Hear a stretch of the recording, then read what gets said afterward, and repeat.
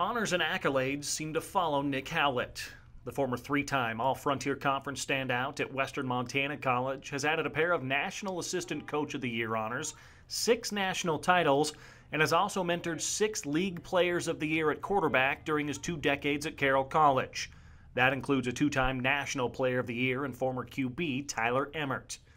An X's and O's mastermind, Howlett has feasted on defenses for years as an offensive coordinator, but no amount of success keeps him from picking the brain of his mentor. The number one guy that I always refer to and I always call whenever I have a question is Bob Beers. He was a mentor to me, a tremendous coach, and always, no matter where I've been or where he's been, when he was with the Houston Texans or he was, in the World League or the head coach of the Colorado Crush, I could always call him and within, an hour, whenever he had a break, I got a call back.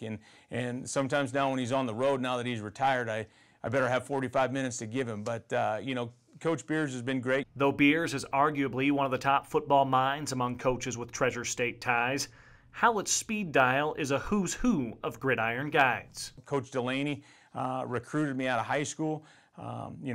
Coach Choate I played for at Western, so the list is endless. And how many times, I still every once in a while reach out to Bill Cockhill, because he's here in town, and obviously Coach Glenn, and there's a million guys, and it's fun sometimes just to cold call people. I've seen where this offensive staff is doing this or doing that, and you just call them out of the blue. And sometimes those guys are great and will give you everything you ask for, and sometimes it's can't help you, and there's a click on the other end of the line. But having guys like Coach Beers to reach out to is invaluable in this profession. For nearly 2 decades, Howlett looked to fellow assistant and offensive line coach Jim Hogan to help finalize offensive schemes.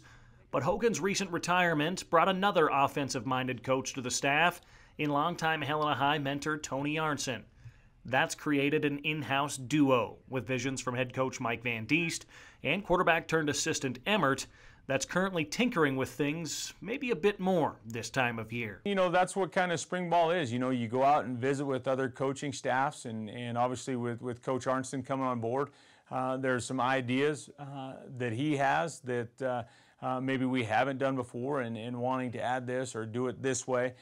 So it's a great time to bounce ideas even off the defensive guys. What gives you guys problems? How would you handle this route combination, whatever it may be? So there's a lot of experiment that goes on in spring ball, and so ultimately it never quite looks as polished maybe on scrimmage day as you want, but you're always trying to find the perfect combination or tweak schemes for how they fit our personnel. Howlett's college career spans back to the mid-'90s during his playing days at Western to his upcoming 20th season at Carroll College. During that span, much has changed on the playing field, from rule changes to spread offenses and the advent of the RPO, run-pass offense. That's the chess match Howlett plays each season, breaking it down week by week, trying to outduel those opposing defenses. Carroll's skill positions loaded with raw talent, and that makes Howlett giddy at the possibilities. I think that's the excitement, is basically, other than maybe Major Ali and Eric Dawson, the whole offense, and obviously you have the Shane Sipes and the Troy Arnsons, but where they fit, the Joe Ferrises, the Fossums, the names go on, and obviously the explosiveness of a Ryan Arnston and the different things that he brought even as a freshman last year. So what we're able to do, I think the ceiling is kind of the ceiling's unlimited, because there's a lot of different options out there. And now the big problem is, how do we get all these guys to touch us? And that's a good problem to have. Carroll concludes its spring on Saturday with the annual spring game inside Nelson Stadium, but the prep for fall is only beginning. Well, right now it's spring ball and getting installs in and what we're putting in, what we're emphasizing day to day.